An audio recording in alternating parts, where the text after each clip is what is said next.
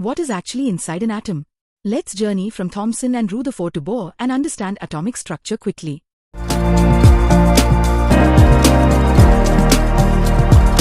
Welcome to Teaching Science. Have you ever wondered what exactly is going on inside the tiny building blocks of everything around us?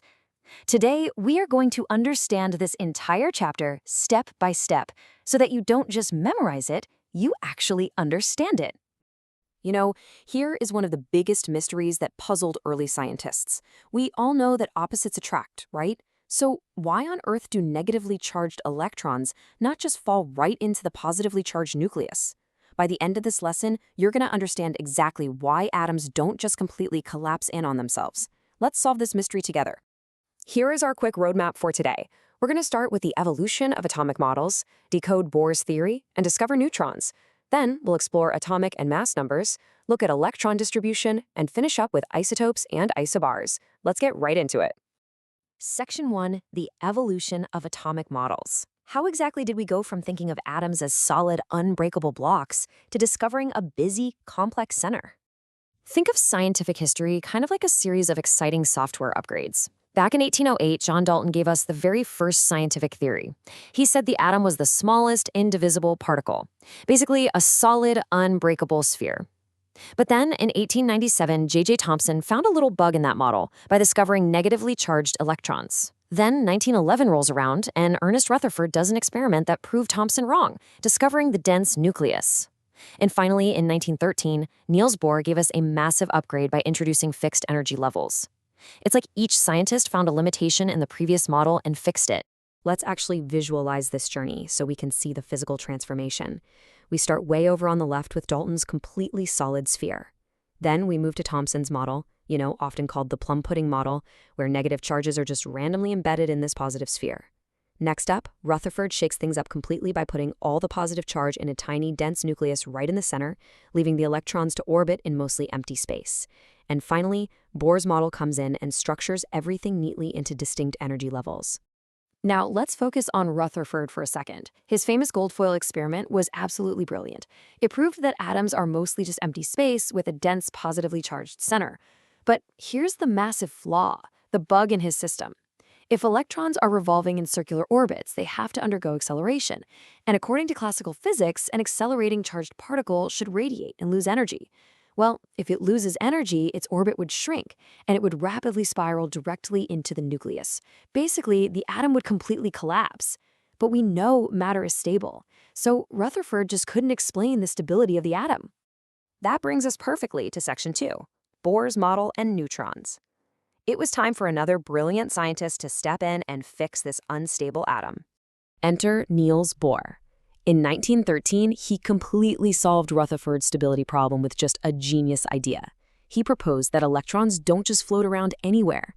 They actually move in very specific, fixed circular orbits called energy levels or shells. And he named these shells K, L, M, and N, starting from the nucleus and moving outwards. This was literally the ultimate architectural fix for the atom. And here is Bohr's most important postulate. He stated that while revolving in these specific, discrete orbits, electrons simply do not radiate energy. They don't lose energy, they don't spiral inwards, and they definitely do not crash into the nucleus.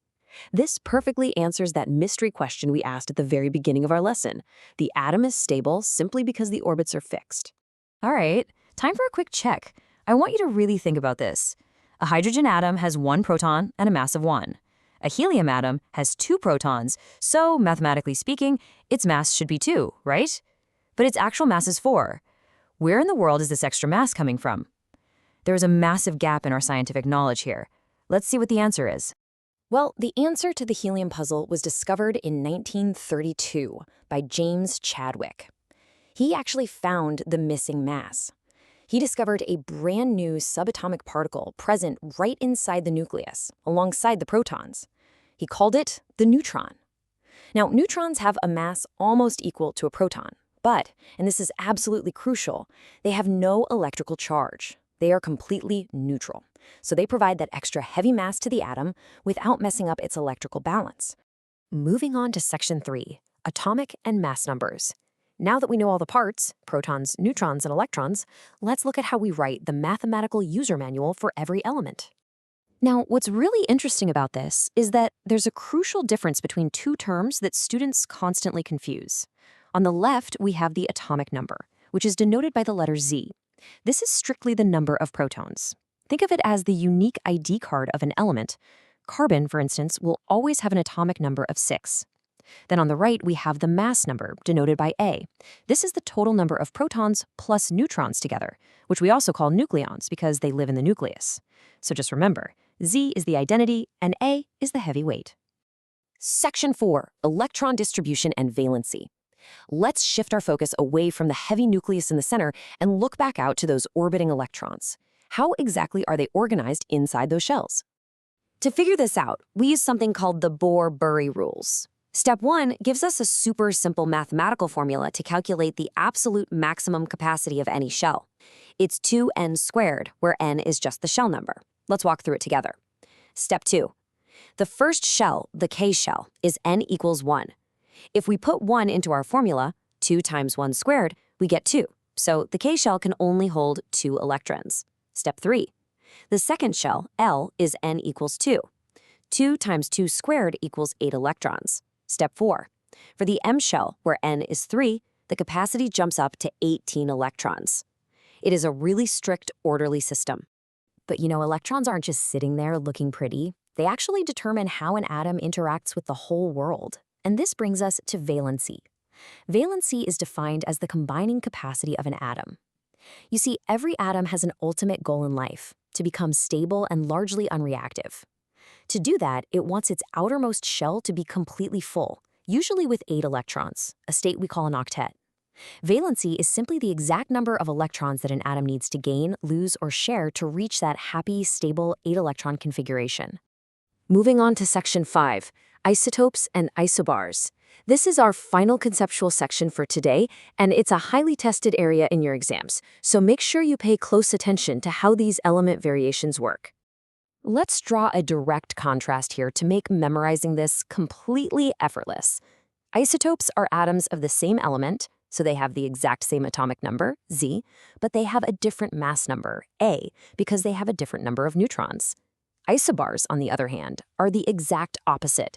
They're atoms of completely different elements, so their atomic number Z is different, but just by coincidence, their total mass number, A, is exactly the same. So remember it like this. Isotopes have the same Z, different A. Isobars have a different Z, but the same A. Section 6, Final Chapter Recap. And just like that, we have journeyed through the entire structure of the atom. Let's do a 1-minute summary. Let's lock in all the core concepts we covered today with a rapid recap. Here are your absolute must-remember takeaways. First, the models. Thomson gave us the plum pudding with electrons, Rutherford found the dense central nucleus, and Bohr fixed the atom's stability with those fixed energy shells. Second, the particles. Protons are positive, electrons are negative, and Chadwick's neutrons are neutral. Third, electron distribution always follows the strict 2n squared rule. Fourth, Z, the atomic number, is your proton count, while A, the mass number, is protons plus neutrons. Fifth, valency is an atom's combining capacity to reach a stable octet. And finally, isotopes have the same Z but different A, while isobars have different Z but the same A. I want to leave you with this final thought straight from your textbook.